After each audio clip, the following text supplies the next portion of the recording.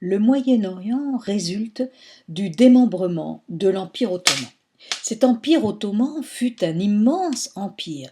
Dans sa plus large acceptation, il va des portes de Vienne en Europe, en passant par les régions les plus riches du Moyen-Orient, jusqu'en Algérie. Quand on arrive en 18, c'est la partie moyenne-orientale qui va nous intéresser. À la fin de la Première Guerre mondiale, l'Empire ottoman occupait une vaste région au Moyen-Orient. Toute l'Irak était occupée, la Syrie, le Liban, l'Israël actuel et une partie de la presqu'île arabique.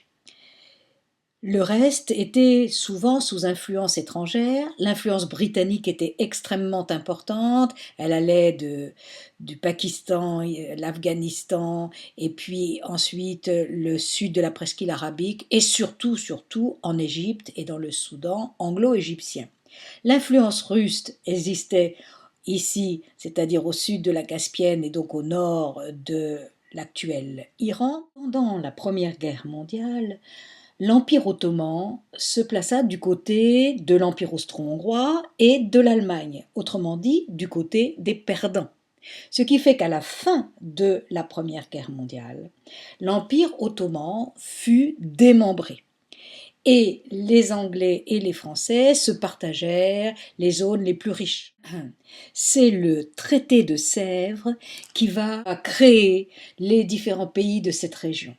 En effet, la Société des Nations va donner mandat au Royaume-Uni et à la France pour administrer les territoires qui sont enlevés à l'Empire ottoman. Les Arabes, qui avaient cru aux promesses de l'Angleterre pendant la guerre, décident de créer un pays indépendant, la Syrie, ce qui leur avait été promis, et le roi de la Syrie est Faisal.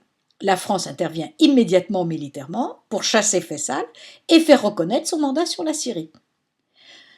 Ensuite, la France décide de créer le Liban, dont elle est la protectrice traditionnelle parce qu'il y avait des intérêts chrétiens. Donc on voit déjà que Syrie et Liban sont sous influence française. Le roi Faisal, qui a donc été chassé par la France de la Syrie, se réfugie à Londres et les Anglais le placent sur le trône de l'Irak, pays qu'ils viennent de créer. Le Royaume-Uni renonce à son protectorat sur l'Égypte, mais conserve le canal de Suez.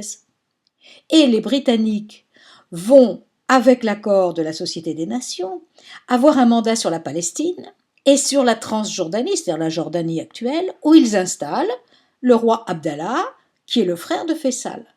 On voit avec quelle désinvolture les Français et les Anglais créent des pays, placent des souverains, et évidemment tous ces pays ont des frontières parfaitement artificielles puisque ce sont les accords franco-anglais qui créent les zones d'influence. Ceci évidemment ne peut que poser des problèmes. Cette carte nous montre le résultat de ces arrangements. En effet, la Turquie maintenant est ce qui reste de l'Empire ottoman, dans des frontières donc beaucoup plus restreintes. La Syrie et le Liban sont sous influence française. L'Irak, la Transjordanie et la Palestine sont sous influence anglaise.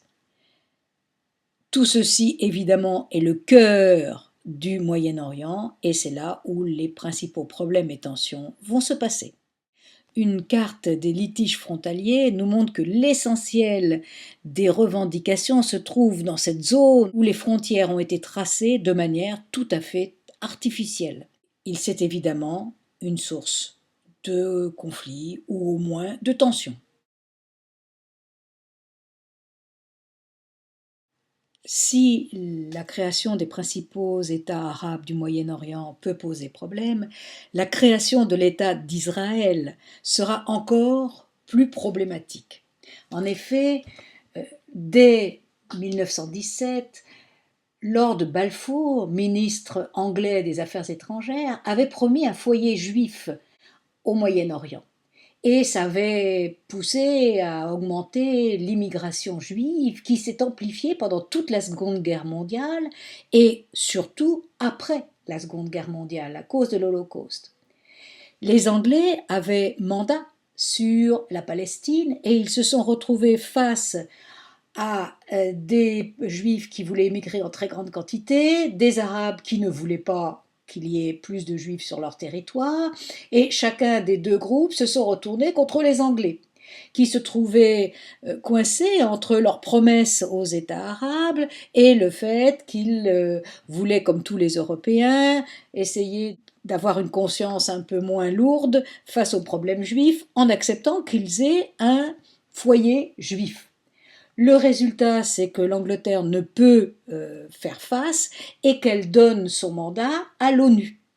Et l'ONU, c'est même sa première action, en 1947, va diviser le territoire en deux. La première partie pour les Arabes, c'est en fait la partie en violet ici, voilà les parties réservées aux Arabes, c'est-à-dire en fait c'était les zones qui étaient les plus peuplées, et puis le reste est donné aux Juifs pour faire un État. Ce que les Juifs vont faire tout de suite, c'est-à-dire dès 1948, ils vont proclamer l'État d'Israël. C'est Ben Gourion qui deviendra le Premier ministre et qui proclame cet État.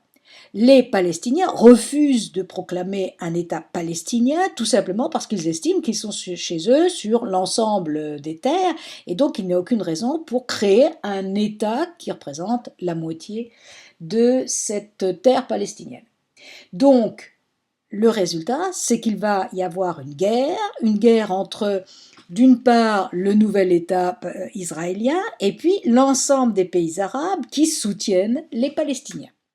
Donc une première guerre éclate entre Israël d'une part et les pays arabes d'autre part, c'est-à-dire l'Égypte, la Syrie, l'Irak, l'Arabie saoudite et la Jordanie, autrement dit tous les pays qui entourent Israël. Et cette guerre qui débute en 1948 se termine en 1949. Et elle se termine en 1949 par la victoire d'Israël. Et le résultat, c'est que finalement la bande de Gaza qui appartenait aux Palestiniens va passer sous administration égyptienne, la Cisjordanie va passer sous administration jordanienne et le reste du territoire est annexé par Israël, qu'Israël va donc augmenter de 40% son territoire et que finalement il n'y aura plus de Palestine.